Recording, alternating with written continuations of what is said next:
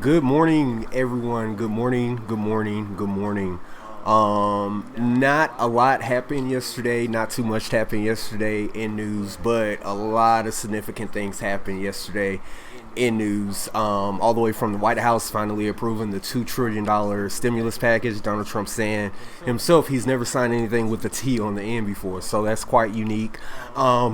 Congressmen and senators are being accused or are accusing each other of using this economic crisis for political gain, which is all true and fair, which is all fair and game, no love and war. So, hey, they got to do what they got to do. They wanted to get some bills cross the line, so they went ahead and did that. Nancy Pelosi was trying to sneak in abortion. Senators from Kansas were trying to sneak in cattle. So a lot of interesting things came from the bill. In more recent developments, there's so much misinformation going on when people are actually going to be receiving these checks. Nobody knows. MSNBC is saying May, CNN is saying beginning of April. Donald Trump says by April 6th. So Cash App, if you got Cash App, they're talking about actually sending you your payments. So let's talk about all of that, y'all, because it's interesting. Moving further along, Prime Minister of Britain actually has contracted the coronavirus. There have been so many memes going around with this guy and the European Queen Elizabeth saying she's lived her long life, and then this little part timer comes in and he catches coronavirus. You're weak. The FDA has approved a drug, or excuse me, not a drug. They have approved a test, and this test, so says Donald Trump, should have results in 45 minutes. The FDA is saying they'll have results as soon as 15 minutes. We will all see. As far as the stimulus payments goes to Americans, they have essentially added. The verbiage is different on two websites. So CNN is saying the states are now able to give you $600 more, and then MSNBC and Politico are saying that the bill will give you up to $600 per week.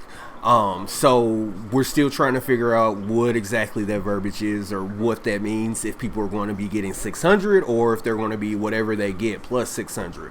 And it also includes up to, I believe, 4 additional months, up to 4 additional months of unemployment if the crisis continues.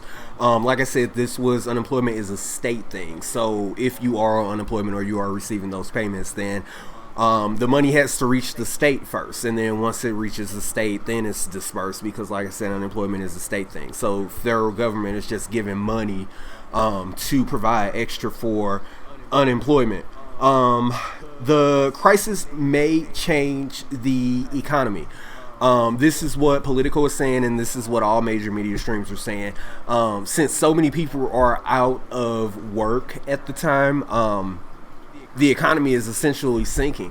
And in China, yeah, they have the same situation going on. Yeah, they have this major quarantine going on. But the difference between the China economy and the American economy is that we all in Americans like to buy shit. So with that being said, as Americans, our economy is going to suffer more because there is more money, or excuse me, there's less money flowing into the economy versus China. They're kind of used to that, so they have the wiggle room to be able to bounce back. So me, myself, personally, as a conspiracy theorist, I'm going to say I believe that this is a man-made disease. I'm going to continue to research because it's attacking the economy. Typically, it's just an attack on the economy, not the people, or typically it's just an attack on the people and not the economy. But with this particular virus that's going on, who knows, so I'm going to research, and I'm not going to divvy off too far onto the left side on this platform, but I will talk about that in the coming. Outside of the U.S. as it stands, China has begun to build respirators, and they have begun to make the same type of mask that's needed here in the country today. With that being said, why can't we get these in America?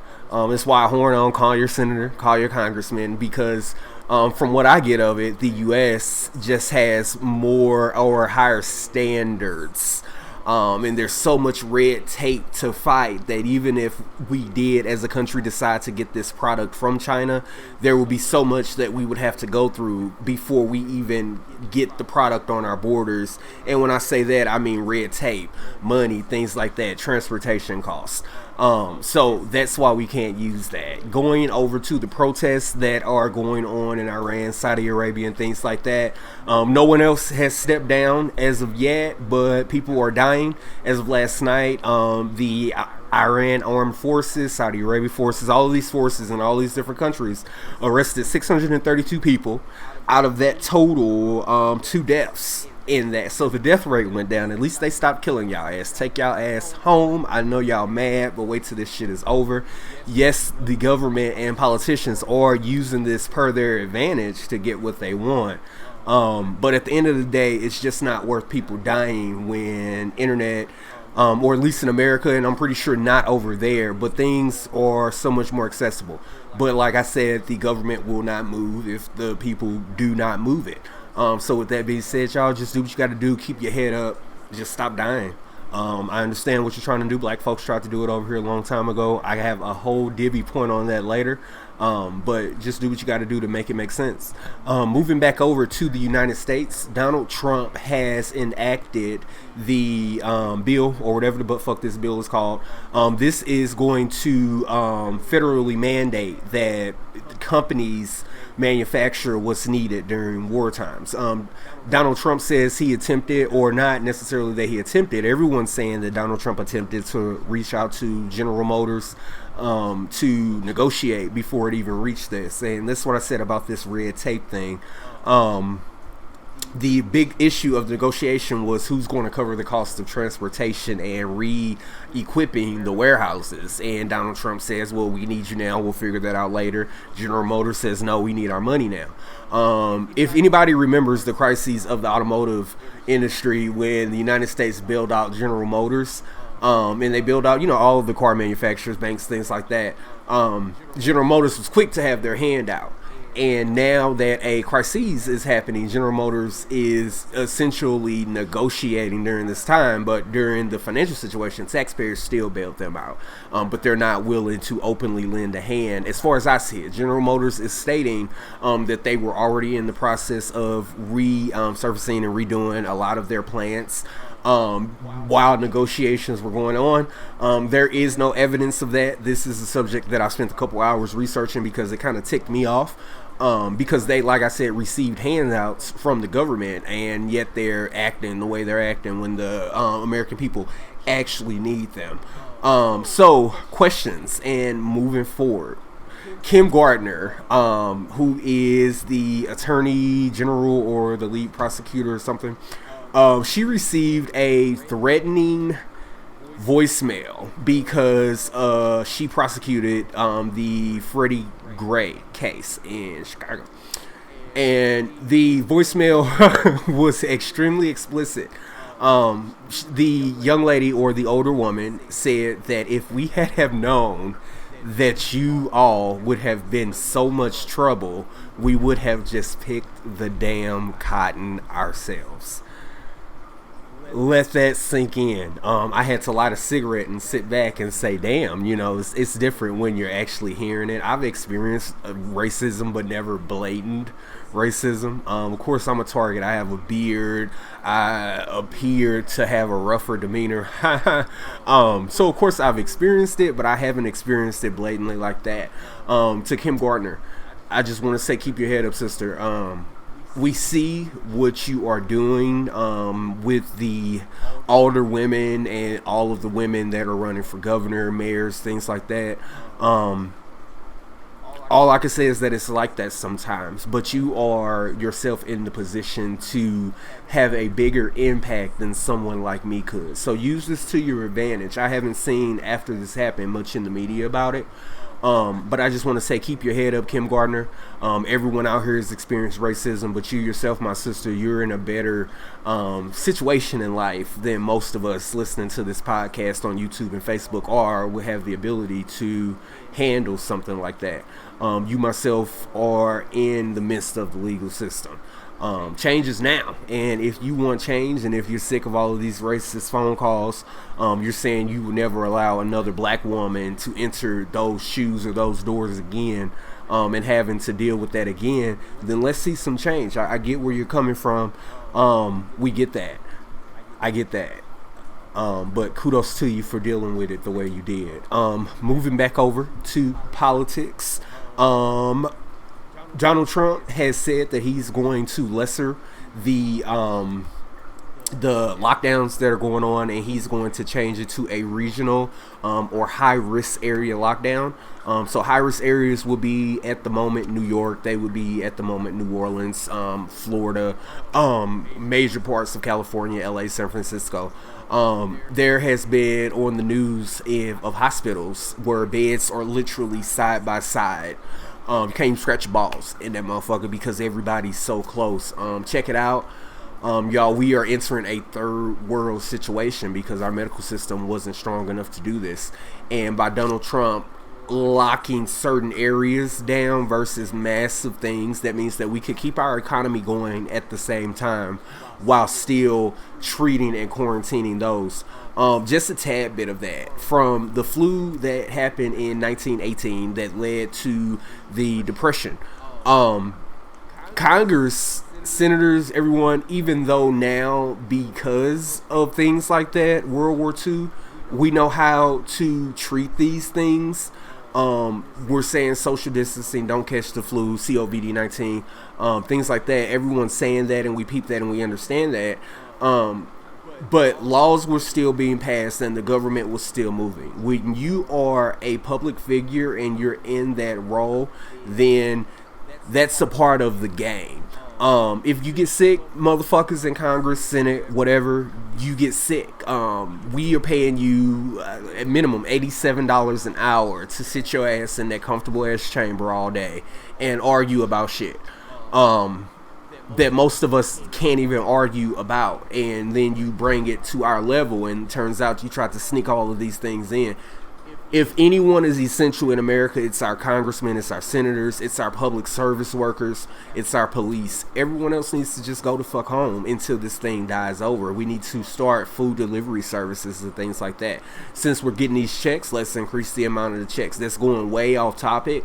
But just a tad bit on that, call your senator, call your congressman, because these guys were, during the Great Depression, World War II, the Spanish flu, all of these things, they were still in that fucking chamber, and they were still having a functional government. And for these congressmen and these senators to come out and say it is not irresponsible, but what did the congressman say? He said that it is, irresponsible. He said to call all of us for a special vote when we could have just called in our vote, but they wanted a vote on record. They want your ass on camera voting for this. You want to call so you don't catch the flu. Well, that's a part of the game. The American people need you to come in and vote, get your ass up and get on your free flight and go vote.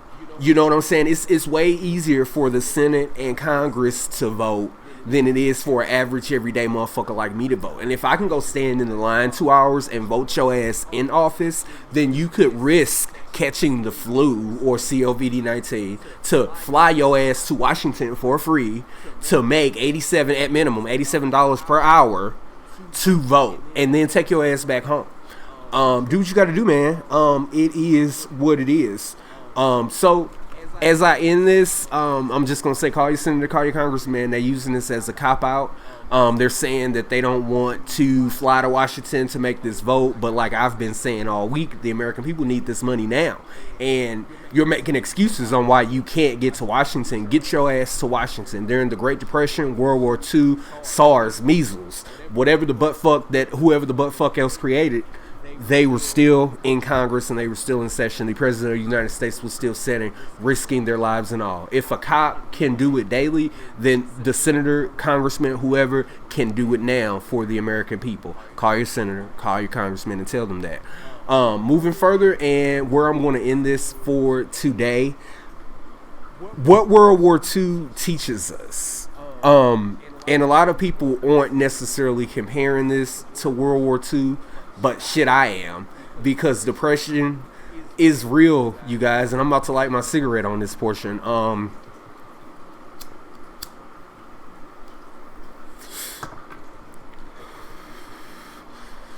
The depression was real. Unemployment reached 25%, and that's 25% of what was at the time a smaller, way smaller population of the country. You have to think 1918 through 1930, or maybe all the way up to 1940, if you really want to calculate and add in the full bounce back of the economy. What World War II teaches us is that when the country is at its weakest, politicians will still try to soak every fucking minute of the clock. Okay, I'm a 40-hour-a-week worker myself. I'm an average Joe, which is why I created this platform, so that other average Joes can understand this. If they say go home at 36.50 hours and I need my 40, no, I'm going to sweep the floor. I'm going to mop the bathroom. I'm going to go mop the wall because I need my 40. Congressmen and senators, they have to meet that standard too. It may not necessarily be 40 hours, but these guys are milking the clock and we are allowing them to do that. This bill in 1918, they didn't know social distancing. They didn't know how viruses were truly spread. They didn't know all of these things, and meanwhile still keeping the economy moving. If anything, like I said, World War II teaches us that everyone will try to pull out whatever they can out of any bad situation, and I mean that towards our senators and our congressmen, because it's unfair. At the end of our 40 hours, we're told to go home, but these guys are milking the fucking clock. Why ain't this bill passed, y'all? That's what I want to know. Why are there 150 people in one ER beds side by side, and you guys are refusing to go in and even vote on this matter because you're afraid of being in that situation? But when you're out on the ground, you're showing us different as American people. So think about that. What has World War II taught us today in this situation, and how can we treat this situation different? How can we come back from this situation different? Until next time, guys, thank you so much. Do not forget to like, subscribe. I am on every single podcast platform that is out there, so I'm not going to even name them all because there's so many, some that I didn't even know about. I was like, oh, yep, I'm going to get on that one too. Also, find me on YouTube, and let's talk about that with NJ, where we will sit and we will talk about this bullshit that's going on and make it make sense for everyone. Until next time, guys, thank you so much for watching. Thank you so much. Have a good day, guys.